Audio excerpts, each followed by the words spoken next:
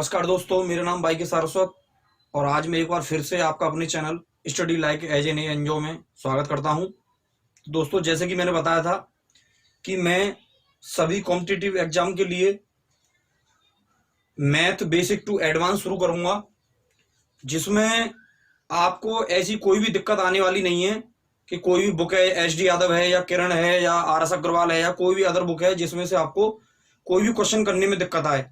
अगर आपने मेरे कंसेप्ट से सारे क्वेश्चन कर लिए तो आपको दोबारा से किसी भी कंसेप्ट की जरूरत नहीं पड़ेगी, क्योंकि मैं एक ही आधार पर क्वेश्चन कराने वाला व्यक्ति हूं। कोई भी अलग आधार नहीं चुनूंगा, ना कोई चार ऑप्शन दूंगा कि इसमें से आप चुन लो। मैं सिर्फ एक ही आधार पर कोशिश करूंगा कि अधिकतर जैसे भी एक जैसे दिखने वाले क्वेश्चन हैं या उससे रिलेटिव जितने भी क्वेश्चन है वह एक ही आधार पर हो जाएं। तो मैं आज आपका संख्या पद्धति यानी नंबर सिस्टम शुरू कराने जा रहा हूं, जिसका मैं पहले थोड़ा सा बेसिक बताऊंगा, उसके बाद मैं आपका चैप्टर शुरू कराऊंगा। तो दोस्तों, अगर आपको मेरा पढ़ाने का तरीका और मेरे कंटेंट अच्छे लगे तो दोस्तों प्लीज मेरी वीडियो को लाइक सब्सक्राइब करें, कमेंट्स करें और नीचे बेल आइकन का बटन जो है उसे दबाएं। तो दोस्तों, मैं शुरू करता हूं आज मैथ का पहला चैप्टर, संख्या पद्धति। आप लोग जितने ज्यादा से ज्यादा जुड़ोगे उतना ही मुझे पढ़ाने में अच्छा लगेगा और मेरा भी उत्साह बढ़ेगा कि मैं मेहनत कर रहा हूं और मेरी मेहनत रंग ला रही है। तो दोस्तों, शुरुआत करते हैं। आज पहला चैप्टर संख्या पद्धति। कौन सा? संख्या पद्धति।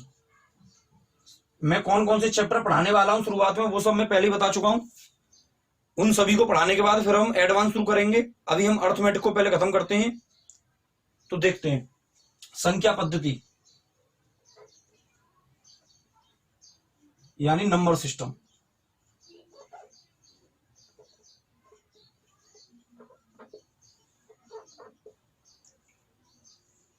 सबसे पहले हम संख्याओं की बात करें।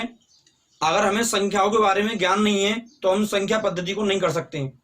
तो सबसे पहले हम संख्याओं के बारे में जानकारी लेते हैं कि संख्या होती कितनी प्रकार की हैं और उनको हम कैसे पहचानें। तो सबसे पहले संख्याओं की बात करते हैं। संख्या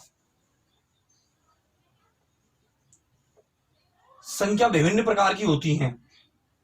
जैसे अगर बात करें, सबसे पहले जब हम संख्याओं की बात करें तो सबसे पहले प्राकृतिक संख्या आती है। क्या आती है? प्राकृतिक संख्या यानी नेचुरल नंबर।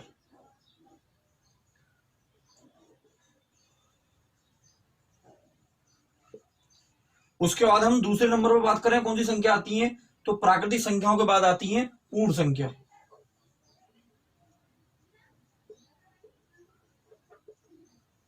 यानी होल नंबर। उसके बाद तीसरे संख्या आती है पूर्णांक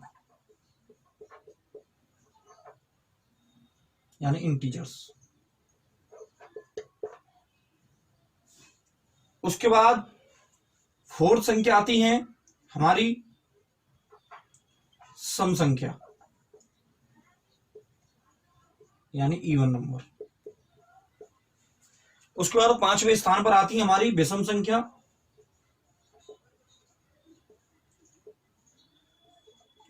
ऑड नंबर।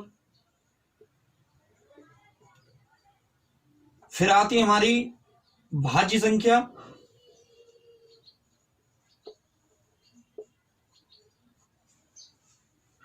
यानी कंपोजिट नंबर। उसके बाद आती है अभाज्य संख्या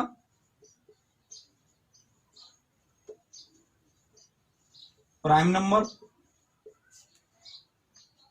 एक और चीज थी जो हमें पहले ही पता करनी थी, उनको बोलते हैं हम वास्तविक संख्या। हम पूर्णांकों की बात पढ़ेंगे। वास्तविक संख्या यानी रियल नंबर। उसके बाद आती है सह अभाज्य संख्या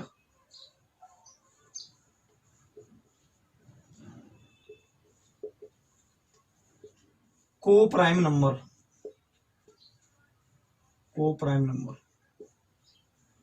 तो इन सबके बारे में हम पढ़ते हैं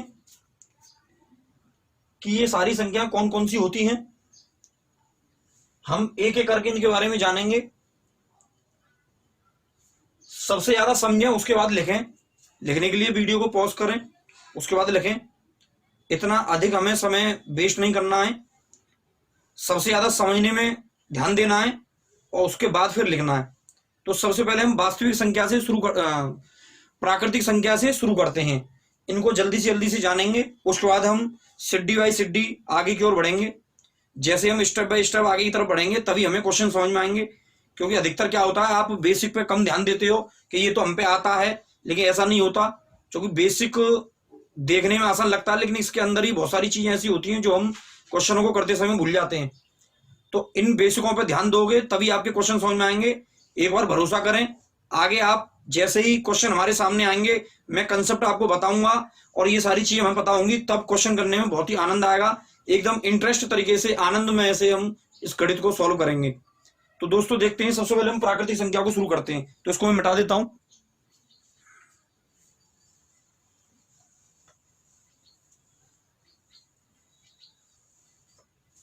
मैं 1 बाई 1 इनको बताता हूं।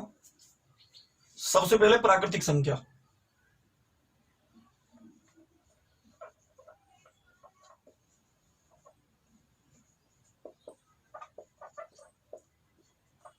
प्राकृतिक संख्या क्या होती है?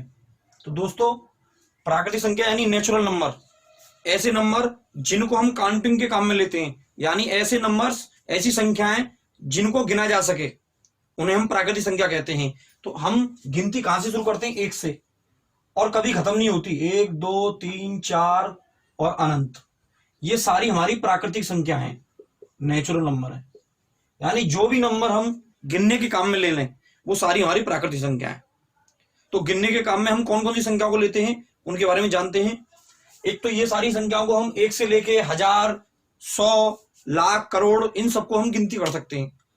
और अगर हम वर्गमूल वाली संख्याओं की बात करें, जैसे मान लो अंडर रूट के अंदर 25 लिखा हुआ है, 36 लिखा हुआ है और एक लिखा हुआ है 40।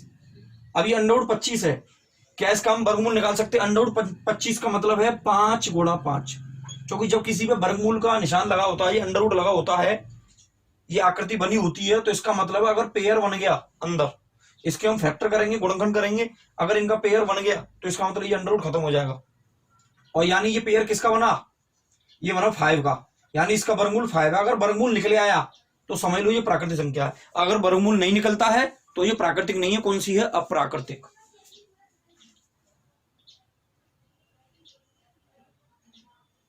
उसके बाद अगर हम इसकी बात करें तो ये भी प्राकृतिक और ये प्राकृतिक नहीं है, ये प्राकृतिक नहीं है, क्योंकि इसका हम वर्गमूल नहीं निकाल सकते। ठीक है दोस्तों, तो जितनी भी 1 से लेके हमारी अनंत तक की संख्या है उन सबको हम क्या कहेंगे? प्राकृतिक संख्या कहेंगे। अब आगे चलते हैं।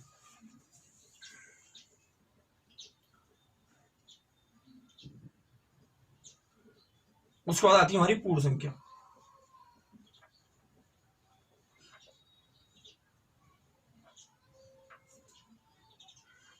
Whole number. अगर इन्हीं प्राकृतिक संख्याओं में यदि हम 0 को भी शामिल कर लें, यदि इन्हीं प्राकृतिक संख्याओं में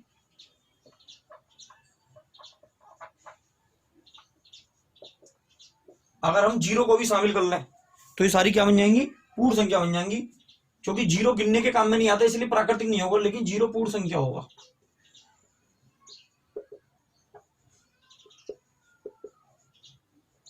इससे अभी आपको इतना ध्यान रखना है कि 1 से लेकर अनंत तक की संख्या को हम क्या कहते हैं? प्राकृतिक संख्या कहते हैं। बाकी ध्यान नहीं देना, बाकी हम आगे वास्तविक परमेय और अपरमेय में जानेंगे, वहां पे इनका डिफरेंस दिखाया गया है।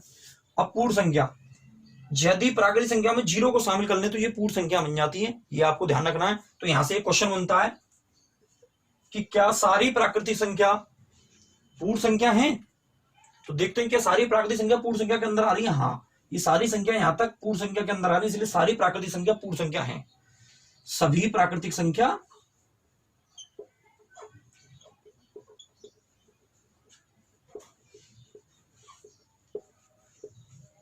पूर्ण संख्या है।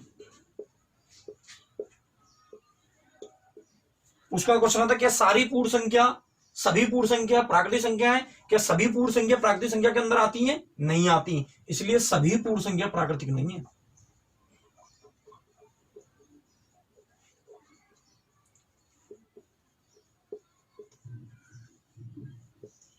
सभी पूर्ण संख्या प्राकृतिक नहीं है। तो ये यहां से हमारे दो क्वेश्चन बनते हैं और हमें ये जानकारी मिलती है कि प्राकृतिक संख्या और पूर्ण संख्या होती कौन सी है। उसके बाद अगर हम आगे बात करें तो हमारी आती है पूर्णांक। पूर्णांक प्राकृतिक संख्या से ही बना है। अगर इन्हीं प्राकृतिक संख्याओं पर अगर हम धन का निशान लगा दें, प्लस का चिन्ह लगा दें, तो प्लस वाली संख्या जो होंगी वो पूर्णांकों को दो भागों में बांटा गया, धन पूर्णांक, ऋण पूर्णांक। पूर्णांकों को कितने भागों में बांटा गया? दो भागों में,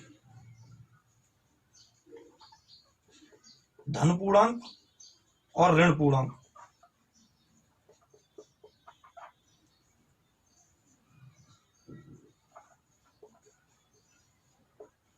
धन पूर्णांक और ऋण पूर्णांक। पूर्णांकों को इंटीजर्स बोलते हैं और धन पूर्णांक का मतलब पॉजिटिव इंटीजर्स और ऋण पूर्णांक का मतलब नेगेटिव इंटीजर्स। तो धन पूर्णांक की बात करें तो इन्हीं संख्याओं पर यदि हम प्लस का प्रयोग कर दें तो ये सभी क्या बन जाएंगे? धन पूर्णांक बन जाएंगे। और इन्हीं संख्याओं पर हम प्राकृतिक संख्याओं पर माइनस का प्रयोग कर दें तो ये हमारे क्या बन जाएंगे? ऋण पूर्णांक। तो समझ में आ गया दोस्तों, बहुत आसान है। प्राकृतिक संख्याओं को ही पूर्णांक बोला जाता है। इन्हीं प्राकृतिक संख्याओं पर यदि धन का प्रयोग कर दें तो यही हमारे धन पूर्णांक बन जाएंगे और इन्हीं पर ऋण का पूर्णांक करते तो ये क्या बन जाएंगे? हमारे ऋण पूर्णांक यानी नेगेटिव इंटीजर्स। अब हम बात करें, एक क्वेश्चन यहां से बनता है कि क्या सारी प्राकृतिक संख्याएं हैं वो पूर्णांक हैं? यस, जितनी भी संख्या हैं ये प्लस की हैं और ये सारी प्लस की संख्या पूर्णांक के अंदर आ रही हैं, तो सभी प्राकृतिक संख्या पूर्णांक हैं। क्या सभी पूर्णांक प्राकृतिक संख्या हैं? देखते हैं, ये तो है क्योंकि ये प्लस की है, यही प्लस की। जब कोई किसी संख्या पे कोई चिन्ह नहीं होता वो प्लस का मान लिया जाता, तो ये सारी प्लस की संख्या है। क्या ये माइनस की है? नहीं है। तो सभी प्राकृतिक संख्या पूर्ण संख्या है, लेकिन सभी प्राकृतिक संख्या पूर्णांक है, लेकिन सभी पूर्णांक प्राकृतिक नहीं है। तो यहां पे लिखते हैं हम सभी प्राकृतिक संख्या क्या है? पूर्णांक हैं। सभी प्राकृतिक संख्या क्या है? पूर्णांक हैं। क्या सभी पूर्णांक प्राकृतिक संख्या है? प्राकृतिक नहीं है या नहीं आया। यहां बात करते हैं सभी पूर्णांक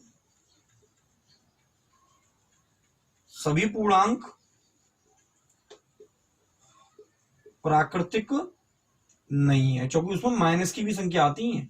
इसलिए भाई आप खुद देखो, ये प्लस वाली संख्या तो यहां आ रही है, तो ये वाले पूर्णांक तो प्राकृतिक हैं, लेकिन ये वाले पूर्णांक प्राकृतिक नहीं है ना।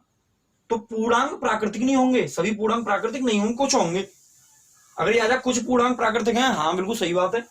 अगर बात करता है कि सारी प्राकृतिक पूर्णांक हैं, हाँ हैं, सारी प्राकृतिक पूर्णांक के अंदर है, लेकिन सारे पूर्णांक प्राकृतिक नहीं है। सारे पूर्णांक प्राकृतिक नहीं है। तो ये हमारे पूर्णांक हो गए। आपकी समझ में आ गए होंगे। अगर नहीं समझ में आ रहे हैं तो दोबारा से रिपीट करके देख सकते हैं। अब आगे बात करें यदि हम, तो अब आती है हमारी पूर्णांक के बाद वास्तविक संख्या। वास्तविक संख्या बिल्कुल जीरो लेवल से लेकर चल रहा हूं। ये अच्छा अवसर है आपके पास, कोई भी दिक्कत नहीं आने दूंगा। कमेंट्स में बताएं, अगर कहीं पे भी दिक्कत आ रही है तो मुझे बताएं, मैं आपको फिर से उस चीज को समझाऊंगा। अभी आप इसको नोट करें, मैं आपको फिर वास्तविक संख्या बताता हूं। नोट करने में ज्यादा समय नहीं लगाना, समझना है सबसे ज्यादा, और कोशिश ये करना है कि आपको बोर्ड की तरफ देखना ही नहीं पड़े। आप खुद लिखो कॉपी पर, एक बार ढंग से समझ लो, उसके बाद जैसे ही जितना आप बिना देखे लोगे उतना जल्दी लिख लोगे, और आप देख कर लोगे उतना ही समय ज्यादा लगेगा। तो कोशिश ये करो, समझने के बाद खुद लिखो, 1 मिनट के अंदर नोट कर दो पूरा। ठीक है दोस्तों, तब पढ़ने में मजा आएगा थोड़ा सा।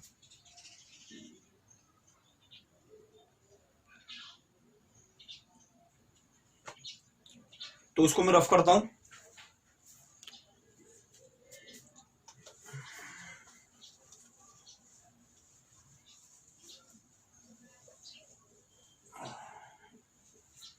अब आती है हमारी वास्तविक संख्या।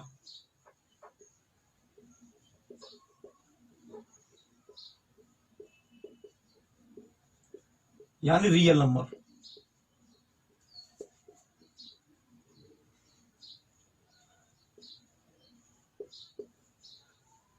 अब वास्तविक संख्याओं के बारे में जानते हैं, वास्तविक संख्या क्या होती है। तो वास्तविक संख्याओं को हम दो भागों में बांटते हैं सुविधा की दृष्टि से। एक परिमेय संख्या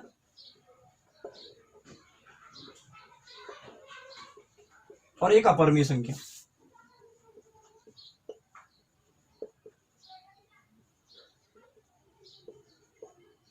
परिमेय संख्या का मतलब रेशनल नंबर और अपरिमेय का मतलब इरेशनल नंबर। इंग्लिश वाले स्टूडेंट सिर्फ सुन लें ताकि आपकी समझ में आ जाए। रेशनल नंबर यानी परिमेय संख्या, इरेशनल नंबर यानी अपरिमेय संख्या। तो वास्तविक संख्या को दो भागों में बांटा गया है। ये सारी जितनी भी हमने अभी तक संख्या पढ़ी उनको हमने कई भागों में बांटा। अभी उसमें सम और विषम और भाज्य भाज्य रह गई हैं। तो इन सभी संख्याओं को फिर हम बाद में इन्हीं को दोबारा से हम दो भागों में बांटते हैं सभी संख्या को, वास्तविक और अवास्तविक। तो देखते हैं वास्तविक संख्या, वास्तविक में परिमेय और अपरिमेय आती हैं। तो परिमेय और अपरिमेय के बारे में जानते हैं। तो परिमेय कौन सी होती है? तो ध्यान रखना दोस्तों, जितनी भी प्राकृतिक संख्या हैं वो सभी परिमेय होती है। जितनी भी पूर्ण संख्या हैं सभी परिमेय होती है। क्यों होती है बताऊंगा अभी। जितने भी पूर्णांक हैं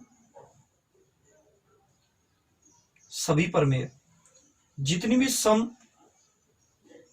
परिमेय, जितनी भी विषम परिमेय, भाज्य परिमेय, अभाज्य परिमेय,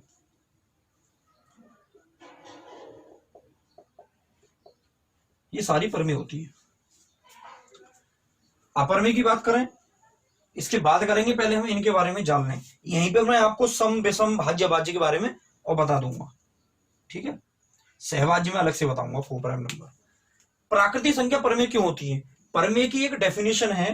परिमेय यह कहता है जिस संख्या को हम P बटा Q के रूप में लिख सकें, या फिर इसी को बोले अंश और हर के रूप में लिख सकें, वो संख्या परिमेय है। लेकिन उसकी शर्त है Q यानी हर जीरो नहीं होना चाहिए। यानी नीचे वाली संख्या या हर को बोल सकते हैं, हर जीरो नहीं हो। हर को ही हमने Q बोला है ताकि हमें थोड़ा ज्यादा ना लिखना पड़े। तो मैथमेटिकल भाषा में इसी अंश और हर को P बटे Q लिख दिया। तो यानी नीचे वाली संख्या जीरो नहीं होनी चाहिए और P बटे Q के रूप में होनी चाहिए, अंश और हर होने चाहिए। तो इन्हीं को मद्देनजर रखते हुए हम इनकी जांच पड़ताल करते हैं, क्या मैंने ये सही लिखा है, क्या सारी प्राकृतिक संख्याएं, सारी पूर्ण संख्याएं, सारे पूर्णांक, सारी भाज्य, सम विषम अभाज्य सारी प्राकृतिक होती हैं या नहीं होती हैं। तो देखते हैं।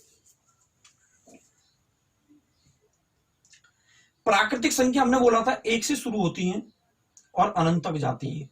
इसमें 100, 1000 सारी आ जाती हैं। अभी मैं इसकी बात नहीं कर रहा, बिल्कुल अनंत तक, कहीं तक भी चले जाओ। पूर्ण संख्याएं, इनमें ही जीरो शामिल कर ली जाती है। पूर्णांक प्लस और माइनस का यूज कर लिया जाता है।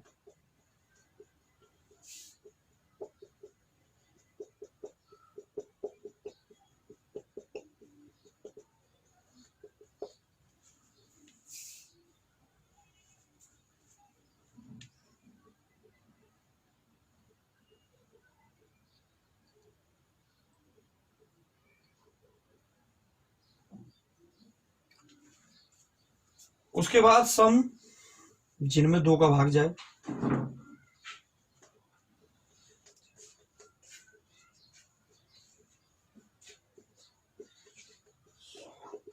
और जितनी भी संख्या जो दो से डिवाइड हो, क्यों होती है बताऊंगा अभी। विषम, मैं विषम वगैरह यहां से थोड़ा साइड में लिख दे रहा हूं क्योंकि बच्चों को दिख नहीं रहा है। अगर हम विषम की बात करें,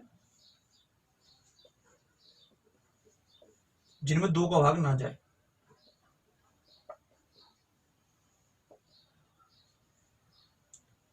भाज्य, जिनमें खुद का भी भाग जाए, एक का भी जाए और अन्य का भी जाए। जैसे 4, 6, 8, 20, ठीक है, इस तरीके से 120। अभाज्य,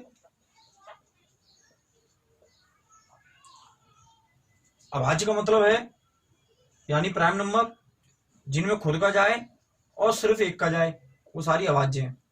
जैसे 2, 3, 5, 7, 31 इस तरीके से संख्या आएंगी। तो ये हमारी अभाज्य हो गई। सहभाज्य के बारे में थोड़ी देर में बात करेंगे। अब देखते हैं ये कैसे वास्तविक संख्या है यानी परमेय संख्या है। तो देखो इसने बोला कि यदि हम किसी संख्या को p बटे q के रूप में लिख सकें तो हमारी परमेय संख्या होंगी, यानी अंश और हर के रूप में लिख सकें, लेकिन नीचे 0 ना हो। तो यहां पे हम देखते हैं, आगे चलते हैं। तो हमने देखा कि इन किसी में ऊपर p तो है लेकिन q नहीं है। तो ध्यान रखना, एक बात बताइए, यदि हम किसी संख्या के नीचे 1 लगा लेते हैं हर के रूप में, तो क्या उस संख्या पर कोई फर्क पड़ता है? किसी भी संख्या के नीचे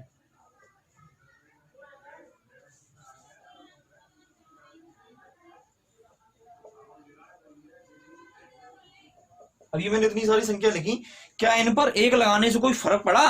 अगर हम 1 का किसी में भाग देते हैं उत्तर उतना ही आता है। एक इसका मतलब भाग देना, 1 का 101 में भाग देंगे 101 बार, 1 का 3 बंदे 3 बार, 1 का 7 बंदे 7 बार, 1 का 5 बंदे 5 बार। तो जितनी बार डिवाइड करेंगे आंसर उतना ही आएगा। यानी हर संख्या के नीचे जितनी भी ये मैंने संख्या लिखी है यहां पर, हर संख्या के नीचे क्या होता है दोस्तों?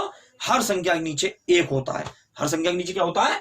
1 होता है। तो अगर हम हर संख्या के नीचे 1 लगा दें तो कोई गुना नहीं है, वो बिल्कुल सही है, क्योंकि हर संख्या के नीचे 1 होता है। और ये हमारी p बटे q के रूप में सारी अंश और हर के रूप में हो गई। तो सारी प्राकृतिक संख्या अंश और हर के रूप में, q 0 भी नहीं हुआ, यानी नीचे वाला 0 नहीं है, 1 है, 0 नहीं होना चाहिए, ये शर्त है बस। तो सारी प्राकृतिक संख्या हमारी परमेय संख्या है। ऐसे ही पूर्ण संख्याओं की बात करें, सबके नीचे 1 लगा लिया, तो क्या ये परमेय संख्या नहीं है? एक कोई बच्चा बोलता है कि सर इसमें तो 0 आ रहा है, 0 तो आ रहा है लेकिन p की जगह पर, q की जगह पर नहीं आ रहा। उसने q 0 ना होने के लिए बोला है, q 0 नहीं, इसमें p 0 है। इसलिए सारी पूर्ण संख्या भी हमारी क्या है? परमेय संख्या है। उसके बाद आगे गए पूर्णांक पर, पूर्णांक के नीचे माइनस, उसने कभी एक भी बार नहीं बोला कि माइनस की हो या प्लस की हो, उसने सिर्फ ये बोला p बटे q के रूप में हो, माइनस प्लस से कोई फर्क नहीं पड़ता। तो इसलिए सारी जितनी भी हमारी पूर्णांक हैं ये भी हमारे क्या है? परमेय संख्या है। समझ में आया दोस्तों?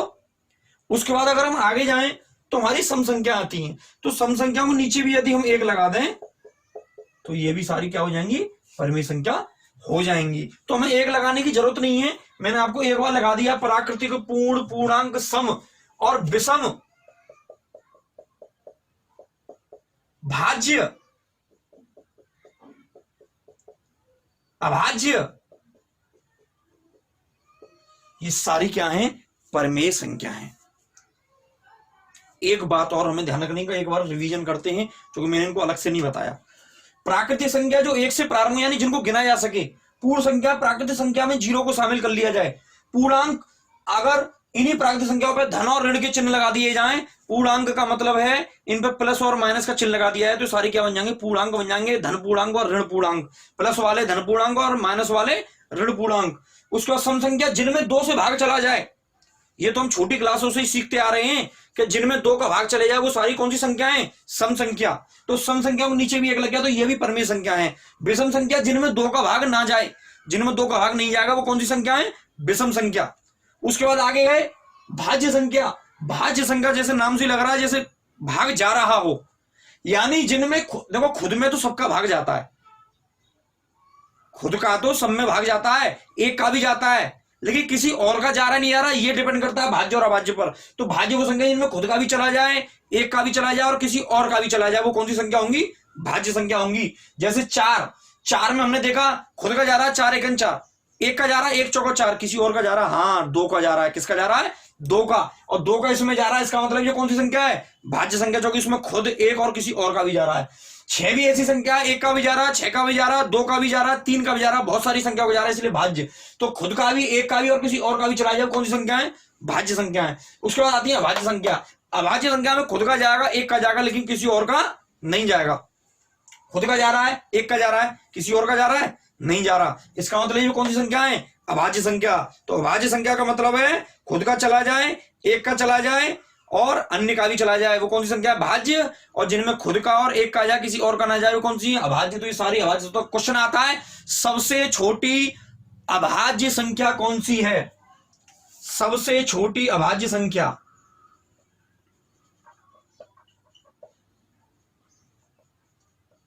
सबसे छोटी अभाज्य संख्या। तो सबसे छोटी अभाज्य संख्या हमने अभी अभी देखा कहां से स्टार्ट हो रही है? एक। एक की बात आती है। एक ना तो भाज्य है, क्योंकि उसके लिए आंसर चाहिए खुद का भी जा रहा हो एक का भी जा रहा है, यानी खुद भी एक है और एक भी एक है, यानी दोनों ही सेम है। इसलिए एक बात लिख लें पहले, सबसे छोटी भाज्य संख्या एक नहीं, क्या है? दो।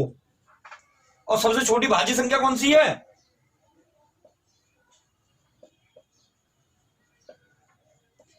सबसे छोटी भाज्य संख्या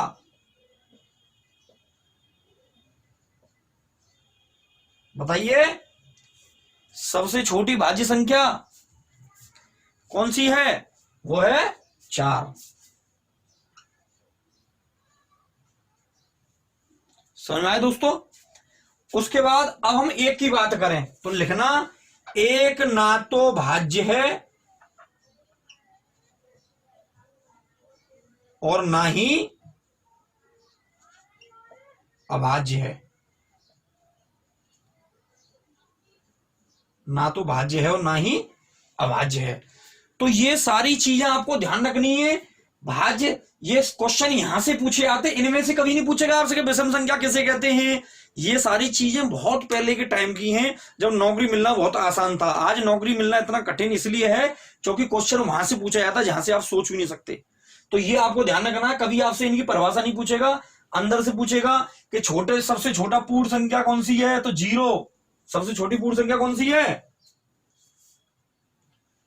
सबसे छोटी पूर्ण संख्या तो कौन सी है? 0 ही आप लिख लेना, मुझे लिखवाने की जरूरत नहीं है। सबसे छोटा पूर्णांक कौन सा है? 1, ना कि 0। सबसे छोटी सम संख्या 2।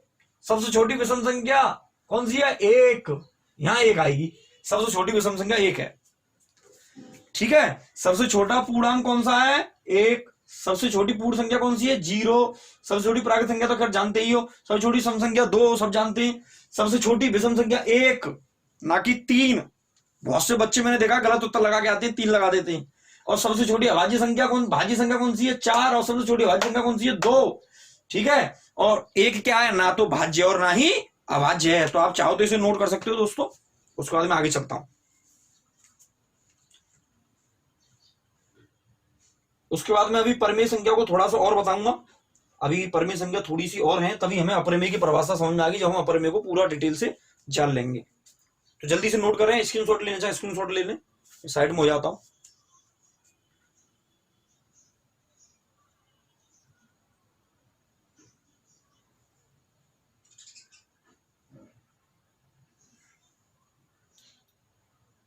ठीक है दोस्तों, तो मैं इसको रफ करता हूं।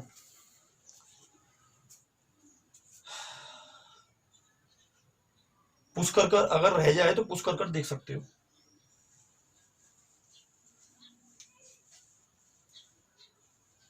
क्योंकि मैंने बोला बोर्ड पैसे उतारने से पहले खुद देखें कि हमारी मेमोरी, अगर आपने साथ के साथ बिना देखे उतार लिया तो इस मेमोरी में से निकलने वाला नहीं है। मैं लिख के दे रहा हूं इस बात को दोस्तों। अभी तो कुछ भी नहीं है, अभी तो शुरुआत है, अभी तो आगे बहुत कुछ करना है। बहुत कुछ ऐसा करना है कि हमें रटना नहीं है कि मैंने एच डी यादव कर ली, मैंने आर एस अग्रवाल कर ली। हमें कंसेप्ट को समझना है कि मैंने नंबर सिस्टम कर लिया, ना कि बुक कर ली। कोई बुक भी आ जाए वो भी आपके सामने बेकार हो जाए। इस तरीके से पढ़ना है। कंसेप्ट बढ़िया से आनी चाहिए, क्वेश्चन की भाषा समझ में आ जाए और क्वेश्चन का कंसेप्ट पता हो तो वो क्वेश्चन बचने वाला नहीं है, वो क्वेश्चन जरूर होगा। तो आगे देखते हैं, इसको मैं रफ कर देता हूं।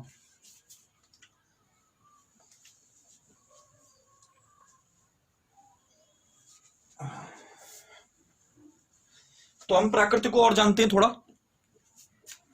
प्राकृतिक संख्या, मैंने एक वर्गमूल के बारे में बात करी थी कि कोई भी संख्या यदि वर्गमूल में हो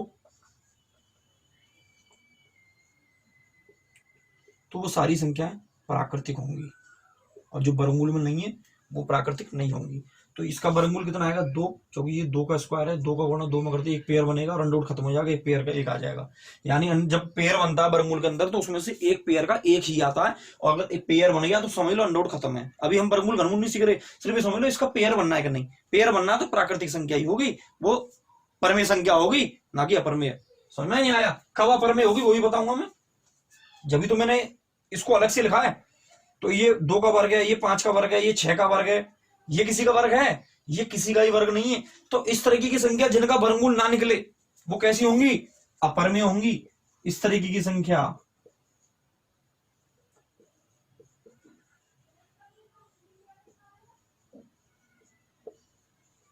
समझ में आया दोस्तों? तो ये संख्या धरा जाएंगी, ये भी वर्गमूल वाली है, ये बल्कि इनका वर्गमूल पूरा पूरा निकल रहा है, इनका दशमलव में निकलेगा इनका भी, लेकिन दशमलव में। ये भी आगे बताएंगे वर्गमूल घनमूल वाली संख्या में कि इनका भी वर्गमूल निकल सकता है, लेकिन ये अपरमेय है, हमें जबरन निकालना पड़ रहा है। पूरा पूरा बहुत ही मुश्किल से निकलेगा, पूरा पूरा वर्गमूल निकलेगा जैसे इनका निकल रहा है, ये जबरन करना पड़ रहा है, इसलिए अवास्तविक है, ये वास्तविक नहीं है। ठीक है दोस्तों, अब वही माना जाता है, फिक्स नहीं होता। जैसे मान लो हम √3 की वैल्यू निकालते हैं तो क्या निकालते हैं? 1.414 कुछ आती है। ठीक है ना दोस्तों? क्यों आती है? इसकी वजह यही है कि ये वास्तविक संख्या नहीं, वास्तविक संख्या तो है लेकिन कौन सी वास्तविक संख्या? अपरमेय संख्या। ठीक है, तो इसलिए ये अपरमेय है और ये परमेय है, ये रैशनल है और ये इरेशनल है। और जानते हो और कौन कौन सी होती है? कई बच्चे बोल रहे थे माइनस की संख्या अपरमेय होती है और प्लस वाली संख्या परमेय होती है। ऐसा कुछ नहीं है। माइनस का कोई भी उसने बाउंडेशन नहीं बोला, उसने बोला P/Q के रूप में हो और Q 0 ना हो, वो परमेय है। उसने नहीं बोला कि प्लस वाली होंगी माने हो, यही नियम है, इसके अलावा कोई नियम नहीं। और कुछ क्वेश्चन देखते हैं, इसकी आ रही है थोड़ी सी। तो जैसे मान लो मैंने कोई संख्या इस तरीके से लिख ली,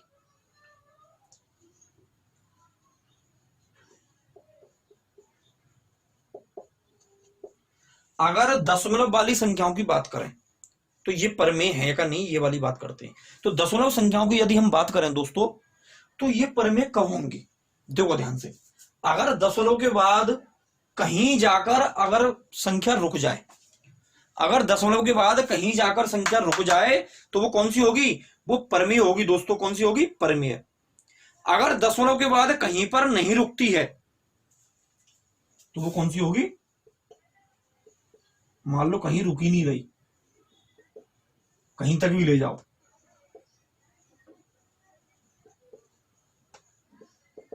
कहीं नहीं रुक रही, चलती रहेगी, कहानी चलती रहेगी चलती रहेगी, तो ये कौन सी होंगी? अपरमेय। तो यहां पे एक डिफरेंस हमें पता पड़ा कि दशमलव के बाद संख्या रुक जाए तो परमेय और ना रुके तो अपरमेय। और एक और बात, अगर हम बात करें, अब इनकी भी एक कैटेगरी होती है कि एक संख्या तो होती है कि रुक नहीं रही लेकिन बार बार रिपीट हो रही है, रुक नहीं रही लेकिन बार बार रिपीट हो रही है। इस संख्या को ऐसे भी लिखा जाता कभी कभी, इस पर बार का लग जाता, बार। इस बार का मतलब है, इस बार का मतलब है ये संख्या बार बार रिपीट होगी, बार बार, इसलिए बार, यानी ये रिपीट होगी इसलिए इसको बार बोलते हैं। और ये संख्या कभी रुक नहीं, अगर रिपीट हो रही है और कभी नहीं रुक रही तो वो परमेय संख्या के श्रेणी में आएगी। जैसे मैंने ऐसे भी लिख दिया और ऐसे भी लिख दिया। और जो रिपीट नहीं हो रही और खत्म भी नहीं हो रही वो कौन सी आएगी? अपरमेय संख्या के रूप में। ठीक है, इनको शांत आवृत बोलते हैं ऊपर वाली को, जो रुक जाती है, जो नहीं रुकती उसको अशांत आवृत बोलते हैं। समझ नहीं आया? शांत आवृत और अशांत आवृत। जो कभी नहीं रुकती वो अशांत, और जो यानी वो शांत है, वो रुकी नहीं रही, और जो रुक गई वो कौन सी होती है? शांत आवृत। तो ये भी आता शांत आवृत है कि अशांत है, तो आपको देखना अगर वो दशमलव से पहले रुक रही है तो वो शांत है, और नहीं रुक रही है मतलब दशमलव के बाद कहीं ना कहीं जाकर रुक रही है तो शांत है, और नहीं रुक रही तो वो कौन सी होगी? अशांत होगी। तो ये हमारी परमेय और अपरमेय होती हैं। तो अगर कुछ और रह गया होगा तो मैं आगे बता दूंगा, बाकी आपको इतना ही समझना है। परमेय संख्या इस तरीके से मैंने बहुत सारी बता दी और अपरमेय संख्या इस तरीके से बहुत सारी बता दी। आपको 4 ऑप्शन देगा, उनमें से पूछेगा कौन क्या इनमें से कौन सी परमेय है, तो आपको इन नियमों को ध्यान रखना है। और 4 ऑप्शन में देखे ये बोले कौन सी अपरमेय है, तो ये भी आपको ध्यान रखना है। ठीक है दोस्तों, परमेय बहुत ज्यादा होती है, अपरमेय कम होती है परमेय की अपेक्षा। ठीक है दोस्तों, रैशनल अधिक होती है और रैशनल की अपेक्षा कम होती है। ठीक है दोस्तों, परमेय संख्या को ही हम अंग्रेजी में रैशनल और अपरमेय को इरेशनल बोलते हैं। तो जल्दी से इसको नोट करो और हम अपनी इसी श्रेणी को आगे बढ़ाते हैं और नंबर सिस्टम को आगे जाकर शुरू करते हैं। ठीक है दोस्तों, नोट करो जल्दी से जल्दी।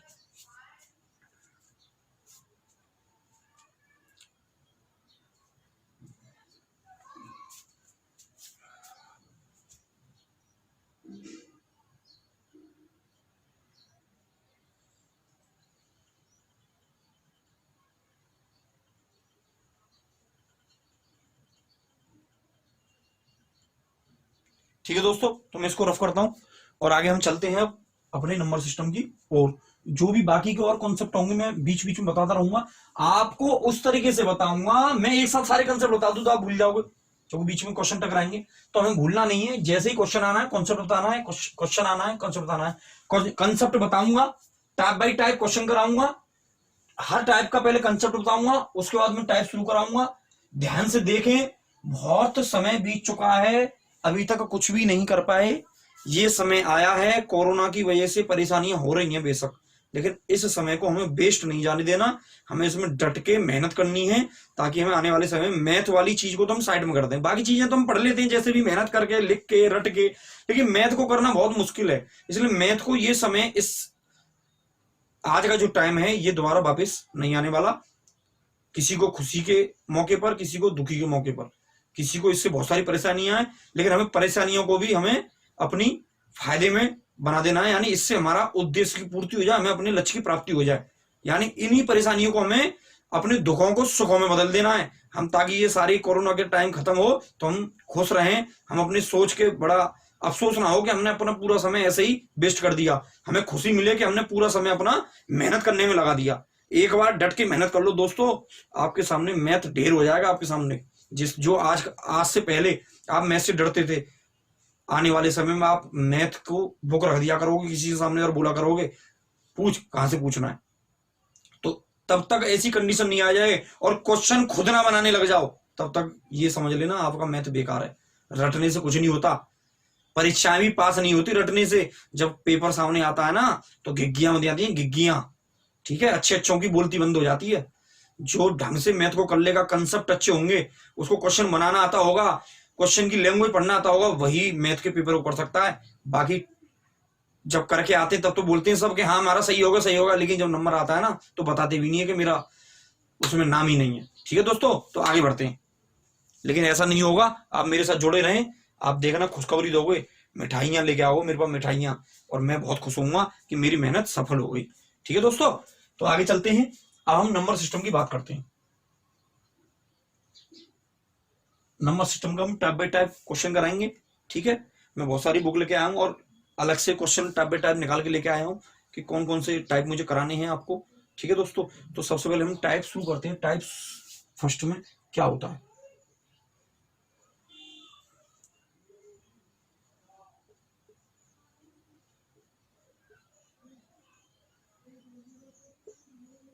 टाइप फर्स्ट बोलता है हम संख्याओं पर आधारित ही करेंगे, ये शुरुआत होती है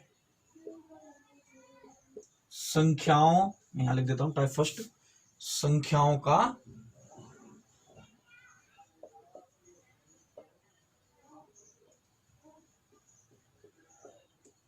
का योग। ठीक है दोस्तों, संख्याओं का योग। तो सबसे पहले टाइप फर्स्ट हमारा संख्याओं का योग है। तो संख्याओं के योग के बारे में हम पढ़ते हैं। संख्या किस किस तरीके की होती है, हमें ज्यादा समय वेस्ट नहीं करना, ज्यादा लंबी वीडियो नहीं, ज्यादा से ज्यादा हमारी 50 मिनट या 1 घंटे की वीडियो होगी। तो आपको ध्यान रखना है, हम 2-3 टाइप कर ले रहे हैं। उसके बाद ये हमारा बेसिक तो ये प्राकृतिक संख्या वगैरह ये सारी चीजें ढंग से तैयार कर लेना अपनी, और बिल्कुल भी दिक्कत नहीं आने दूंगा।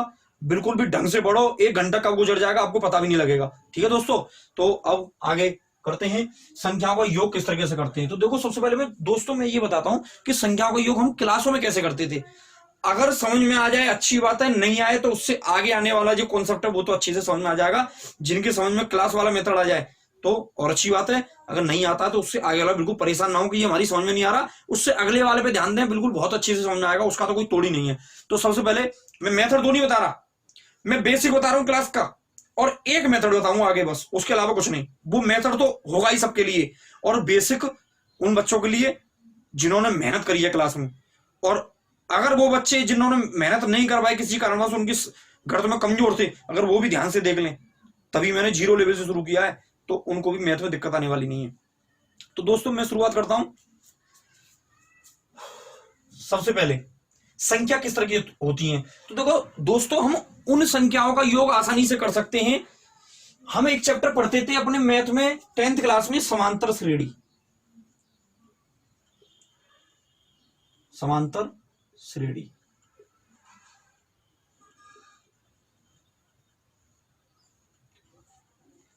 ठीक है। तो समांतर श्रेणी में हमने, इसका नाम ही होता है समान अंतर, यानी ऐसी संख्याओं का योग। हमारे क्वेश्चन ऐसे पूछे जाते हैं पेपर में कि ऐसी संख्याओं का योग जिनके बीच में अंतर बराबर हो। तो वो संख्या प्राकृतिक भी हो सकती है, एक से शुरू होकर आगे तक। वो संख्या सम भी हो सकती है, विषम भी हो सकती है, भाज्य हो सकती है या नहीं।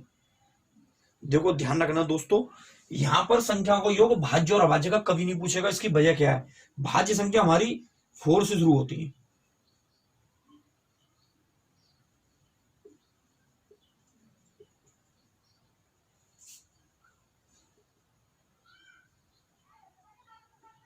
अब इनको देखो, यहां पे 2 का गैप, यहां पे 2 का गैप, यहां पे 2 का गैप, यहां पे 2 का गैप, यहां पे 2, यहां 1 का, यानी गैप गड़बड़ हो गया। ऐसी अभाज्य की अगर हम बात करें,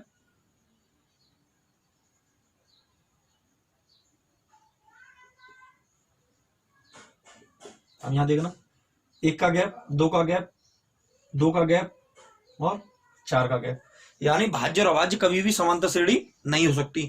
तो आप ध्यान रखना, कभी भी भाज्य और अभाज्य संख्याओं का योग पूछ लिया गया तो आपको वो करना ही पड़ेगा। अगर क्वेश्चन आ गया, वैसे तो आता नहीं है, अगर आ गया तो बेमतलब के आप फॉर्मूले पे ध्यान मत देना, समय वेस्ट कर लोगे। मैं आपको सही चीजें बताऊंगा, बिल्कुल गलत चीजें बताने वाला नहीं हूं।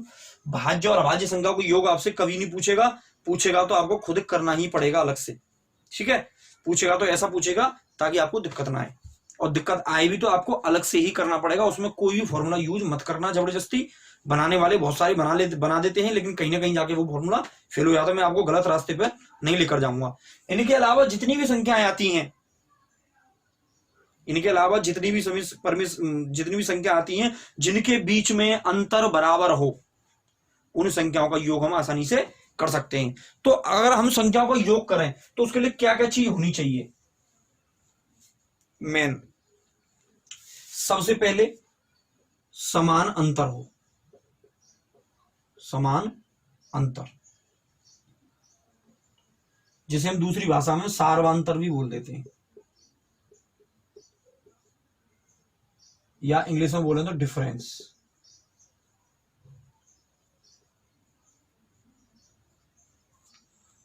इसको इंग्लिश में बोलते हैं अर्थमेटिकल प्रोग्रेशन, एपी। क्लास में बताते हैं एपी, एपी बोलते हैं, वो यही है। अर्थमेटिकल प्रोग्रेशन का मतलब बीच में समान अंतर, उसको बोलते हैं एपी, ठीक है दोस्तों। तो हम एपी की बात कर रहे हैं। एपी की फॉर्म में जितनी भी संख्या होंगी उनका ही योग हम आसानी से कर सकते हैं, और एपी की नहीं होंगी तो एपी हमें उनको बनाना पड़ेगा, ठीक है, तभी आसानी, क्योंकि एक ही मेथड हमें यूज करना है, उसके अलावा नहीं करना। और दूसरी बात क्या हो, संख्या पता हो, संख्या कितनी है, जिसे हम एन से प्रदर्शित करते हैं कि संख्या कितनी है, एन बोल देते हैं इसको डी बोल देते हैं, इसको क्या बोल देते हैं, डी। तो संख्या कितनी है और सार्वंतर कितना है, और श्रेणी हो हमारे सामने, पहली श्रेणी इस तरीके से श्रेणी बनी हो, जैसे प्राकृतिक संख्या को श्रेणी,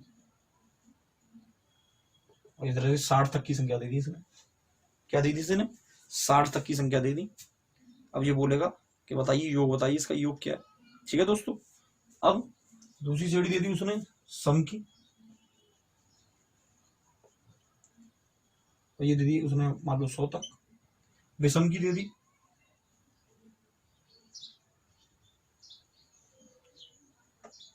और ये दी इसने 99 तक। तो इस तरीके से उसने श्रेणी दे दी।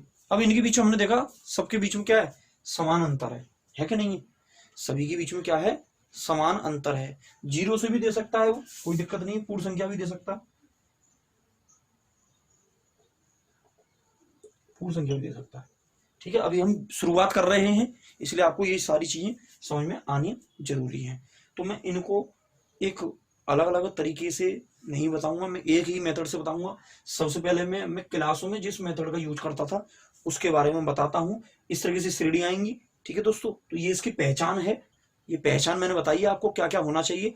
अब मैं इसके मेथड के बारे में बताता हूँ, तो इसको मैं रफ करता हूँ। ठीक है दोस्तों, अभी आपको लिखने की शायद जरूरत नहीं है, बस मेरे समझाने का तरीका था ये कि कैसे कैसे सवाल आते हैं, तो ये सारी चीजें होना जरूरी है।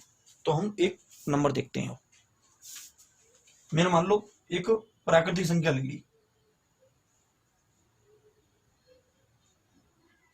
प्राकृतिक संख्याओं की श्रेणी ले ली, और ये दे दी इसने कितनी, 10 तक ही दे दी, हम छोटा लेते हैं, ये श्रेणी 10 तक ले ली। तो देखिए अब हमें क्या क्या पता होना चाहिए। ठीक है, फॉर्मूले को भी मैं बताऊंगा कि समांतर श्रेणी का फॉर्मूला क्लासों में क्या होता था। अभी यहाँ पे आपको बेसिक है, ये बिल्कुल बेसिक का मतलब जो हम क्लासों में पढ़ते थे। बहुत ध्यान देना है, बहुत ज्यादा ध्यान, क्योंकि जब तक आप ट्रिकों के पीछे भागोगे तब तक आपका कुछ नहीं होने वाला। ट्रिक से पीछे हट, ट्रिक को साइड में कर दो बिल्कुल, ट्रिक को बाद में, पहले हमें ये पता होना चाहिए इसकी शुरुआत कहां से हुई।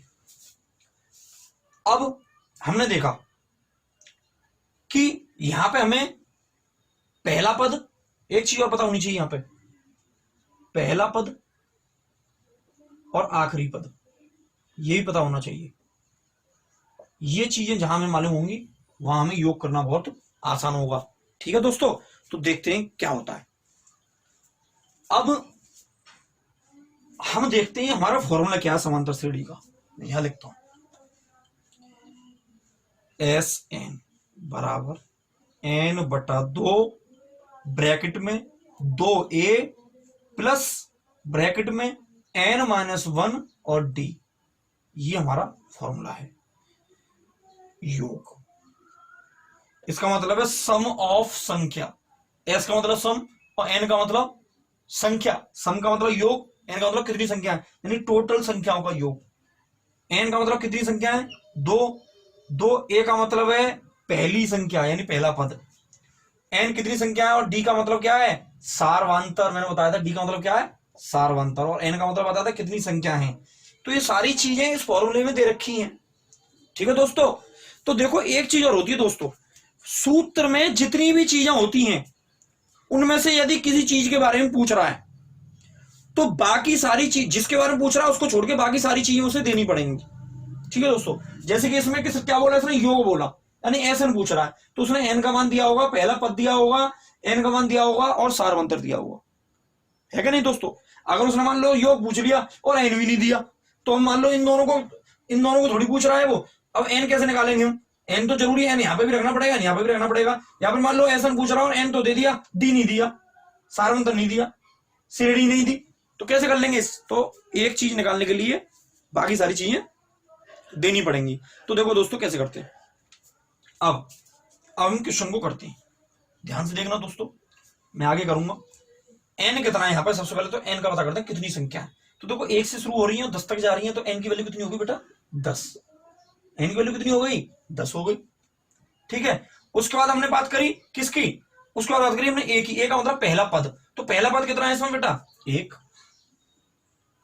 पहला पद यानी A कितना है, 1।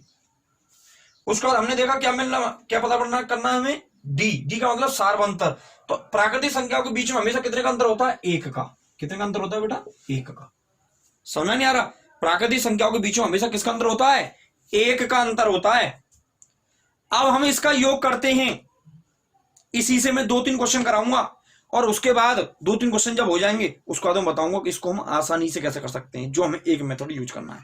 ठीक है दोस्तों, तो देखिए N कितनी है, 10/2, इसकी जगह 10 रख दिया, 2 रख दिया।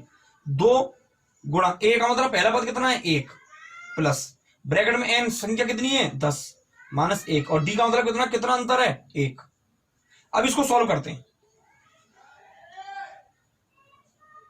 2 का भाग 10 में कितनी बार जाएगा, 5 बार। ब्रैकेट 2 गुणा 1, 2 एकम 2, प्लस 10 में से 1 गया, 10 में से 1 गया 9, और यहां कोई चिन्ह नहीं, क्या लगा देंगे गुणा। जब कोई चिन्ह नहीं दिखाई दे तो वहां पर गुणा लगाना तुरंत, तो 9। अब इसको सोल्व करें, 5, 9 एकम 9 और 2 11, तो इसका योग कितना आ गया दोस्तों, 55। कितना आ गया, 55। तो ये हमारा पहला सवाल था जिसको मैंने किससे किया, इसको मैंने बेसिक मेथड से किया। अभी मैं 1-2 क्वेश्चन और करूंगा। मान लो इसी क्वेश्चन को मैं उस तरीके से बताता हूं जो मैं आपको बताने वाला हूं। तो देखो हमारा एक तरीका और है, उसको कैसे करते हैं, इसका एक तरीका और है बिल्कुल अलग, और जिसमें हमें ज्यादा जगह भी नहीं गिरेगी और बहुत कम समय लगेगा। लेकिन हमें बेटा इसको भी ध्यान रखना है, इन्हीं बातों को हम छोड़ने की वजह से आज हमारा मैथ कमजोर है। ज्यादा समय लग जाए लेकिन 2 या 3 बार हमें इसको अंदर समावेशित करना है सिर्फ सूत्र को।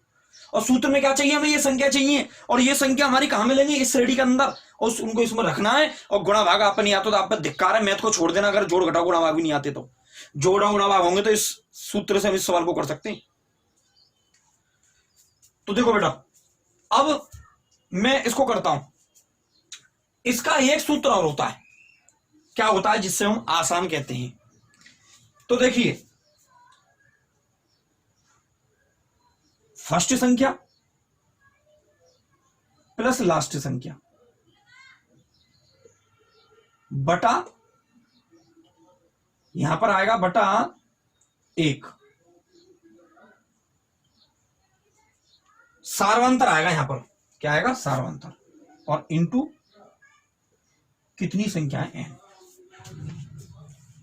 ये छोटा सा फॉर्मूला, इससे भी हम इसका योग निकालेंगे, हमारा आंसर 55 ही आना चाहिए, तो हमारा सही है, नहीं तो गलत है। तो फर्स्ट संख्या कितनी है, इसमें 1 है दोस्तों, दिखाई दे रही है। फर्स्ट संख्या कितनी, 1। लास्ट संख्या कितनी है दोस्तों, 10। कितनी है, 10। बटा डी कितना है, सारवंतर कितना है सबके में, 1, और इंटू एन कितना है, एन भी कितना हमारा दोस्तों, 10। ठीक है दोस्तों, अब ये 10 और 1 11 हो गया, 11 में 1 का 10 और 1 11 हो गया, और 11 में 1 का भाग देंगे तो कोई फर्क नहीं पड़ेगा, और इंटू 10 और 11। अच्छा दोस्तों, यहां पे क्या होता है, 2 होता है, सारवंत नहीं होता। क्या होता है दोस्तों, यहां 2 होता है। क्या होता है दोस्तों, 2। ध्यान रखना दोस्तों, थोड़ा सा ऐसे ही एक एन का फॉर्मूला होता है, उसकी वजह से कंफ्यूजन हो गया।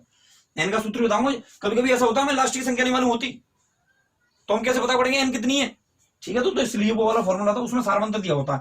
तो 10 और 1 11 हो गया, 11 बटे 2 गुणा 10। अब 2 से 10 कट गया कितनी बार, 5 बार, तो कितना होगा, 11 पन्ना 55। तो पहले भी हमारा 55 आ रहा था और अब भी हमारा 55 आ रहा है। तो ये दोनों ही मेथड है, एक हमारा बिल्कुल बेसिक और एक हमारा ये बना इससे ही है, ये बना इससे ही है। अभी मैं अगले सवाल में बताऊंगा कि इससे ही कैसे बना।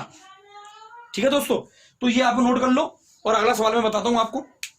ज्यादा समय नहीं है, मैं इस तरीके के क्वेश्चन आपको देकर जाऊंगा। अभी मैं एक सवाल और बताता हूं, उसको दोनों मेथडों से करता हूं, और आपको बहुत सारे क्वेश्चन देता हूं करने के लिए, और बाकी सवाल मैं अगली आने वाली वीडियो में बताऊंगा। तो इसको मैं रफ कर रहा हूं दोस्तों, ठीक है। ये फॉर्मूला उतार लो, ठीक है, और ये वाला फॉर्मूला उतार लो। ये फॉर्मूला क्या है,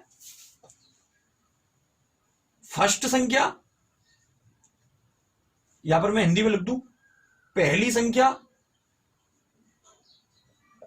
प्लस अंतिम संख्या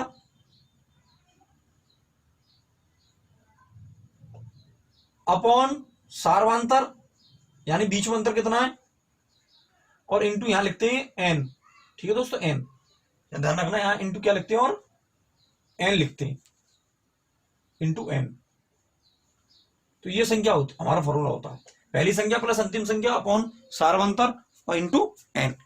ठीक है दोस्तों, तो ये दोनों फॉर्मूले आपको पता होनी चाहिए। एक क्वेश्चन और बताऊंगा अभी इनसे, तो मैं इसको रफ करता हूं।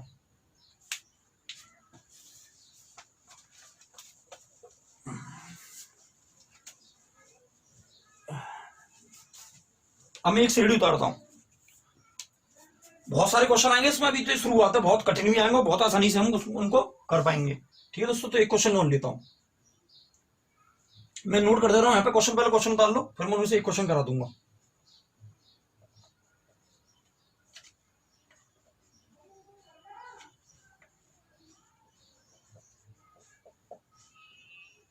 इनका योग करना है आपको।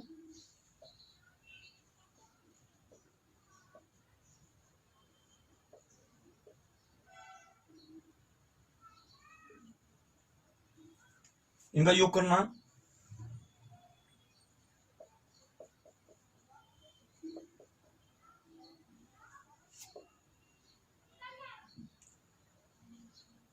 इनका योग करना है,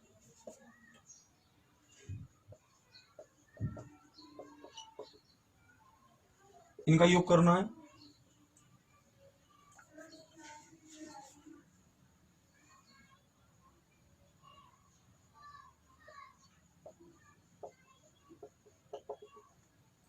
इनका योग करना है।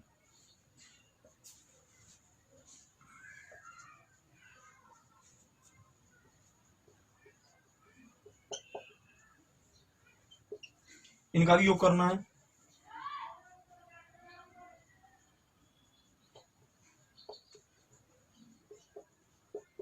इनका भी योग करना है।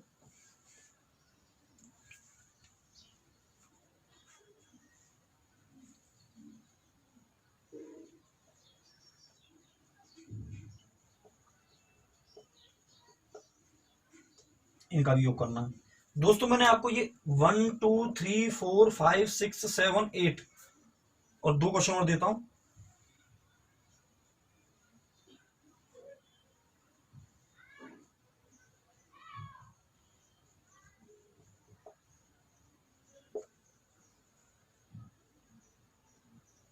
एक यहां पर लिख दे रहा हूं।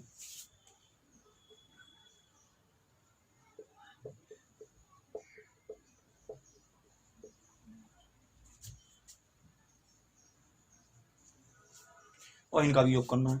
इन 10 क्वेश्चन में से एक क्वेश्चन मैंने ऐसा दिया है जिसका योग करना इस सूत्र से असंभव है, उसको आपको पहचान के लाना और कमेंट्स में मुझे बताना, क्योंकि अगर यही सारी चीजें आपको पहचान में नहीं आएंगी तो आप मैथ करना बेकार है। तो उस एक क्वेश्चन को इसमें से निकाल के लेके आना। और अब मैं एक क्वेश्चन कराता हूं अपनी तरफ से उन दोनों मेथड से। तो सबसे पहले मेरा सूत्र था SN बराबर n/2 ब्रैकेट में 2a प्लस ब्रैकेट में n-1 और d और ब्रैकेट बंद। पहला तो ये सूत्र था। तो इसमें हमें क्या क्या चाहिए? SN तो योग ही पूछ रहा है, इसका मतलब तो योग ही है। n चाहिए, n का मतलब कितनी संख्या है।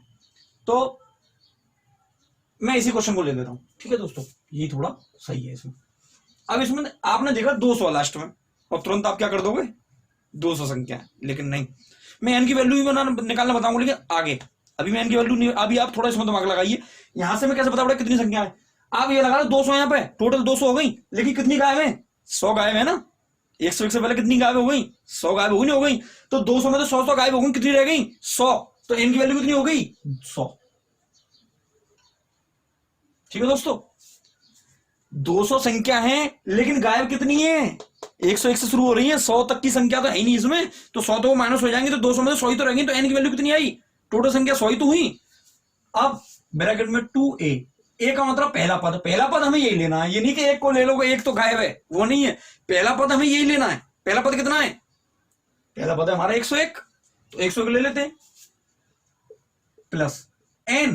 n का मतलब कितनी संख्या? फिर से हमारी वही 100 संख्या है, माइनस 1। और d मतलब कितना अंतर है? देखो हमने एक अंतर है, आगे तक एक का ही होगा। अब सॉल्व कर लो। 2 का भाग 100 में देंगे कितनी बढ़ जाएगा? 50 बार। 2 ढाई 2 का 101 का 2 में गुणा करेंगे तो कितना हो जाएगा?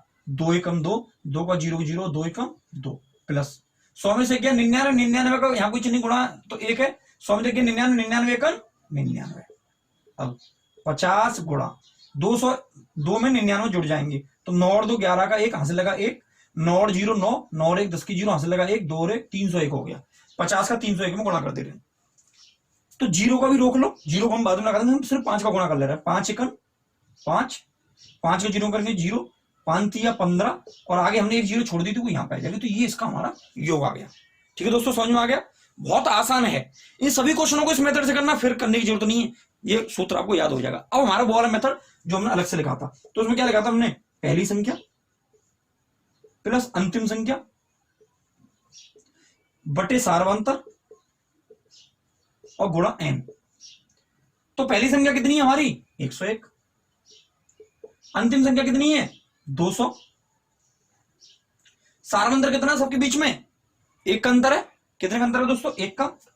और इंटू n कितनी है? n का मतलब 100। 1 का अंतर है, 100 है। अब 101 201, 201 और 101 कितने हो गए? 301 इंटू 100। कहीं भी दोस्तों गड़बड़ हो गई?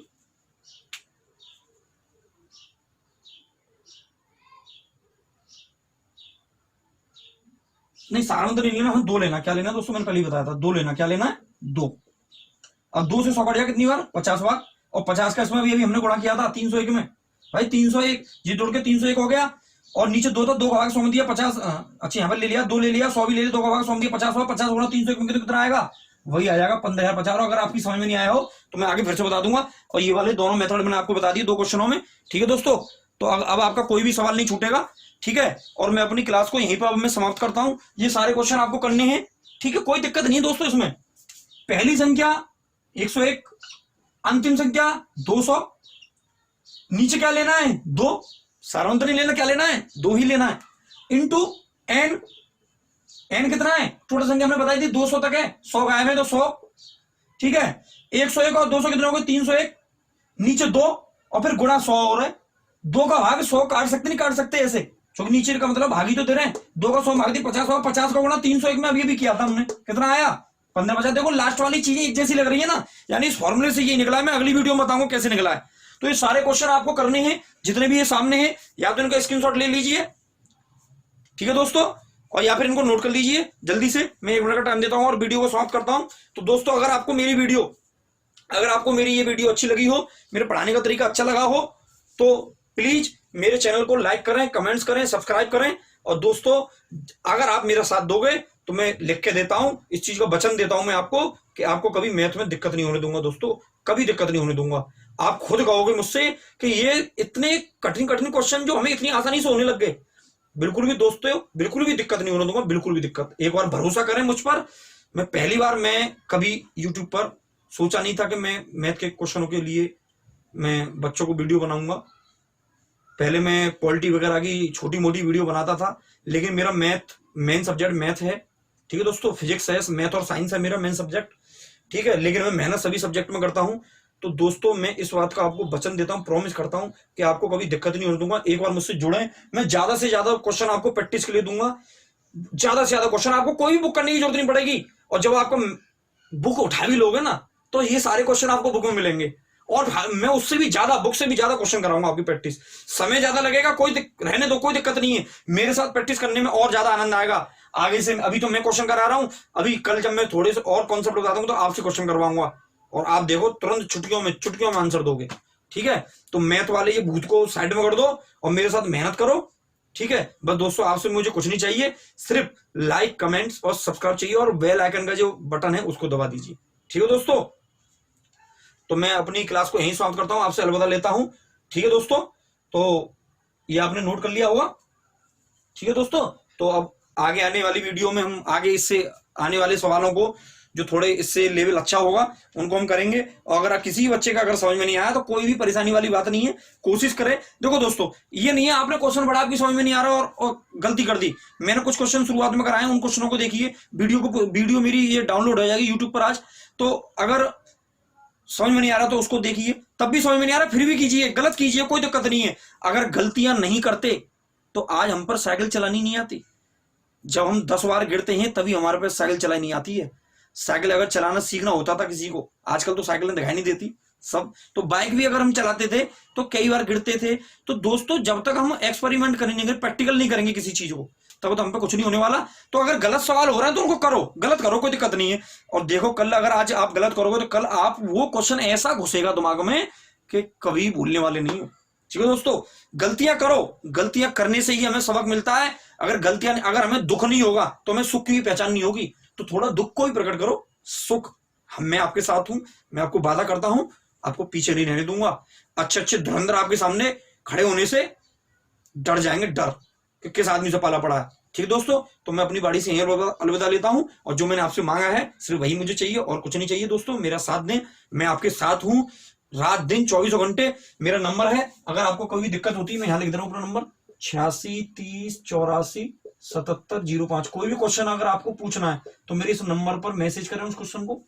ठीक है, अभी मैंने चैनल शुरुआत करी है, फिर मैं आपको कुछ चीजें और बताऊंगा सुविधा के लिए। अगर आप मेरे साथ जुड़े रहे तो इस नंबर पर कोई भी क्वेश्चन सेंड करें, आपको सॉल्यूशन मैं भेज दूंगा। कोशिश करूंगा जल्दी से जल्दी, हो सकता है थोड़ा सा टाइम लग जाए क्योंकि हो सकता है बहुत सारे बच्चे भेजें। तो देखो दोस्तों मैं भी मेहनत करता हूं और आपके लिए कंटेंट भी तैयार करता हूं, आपको मुझे क्या बताना है। तो अगर कोई भी दिक्कत आए क्वेश्चन भेज दो, 1 दिन में नहीं तो 2 दिन में मैं आपके पास उसका सॉल्यूशन अवश्य भेज दूंगा। ठीक है दोस्तों, तो मैं आप अलविदा देता हूं। जय हिंद, जय भारत।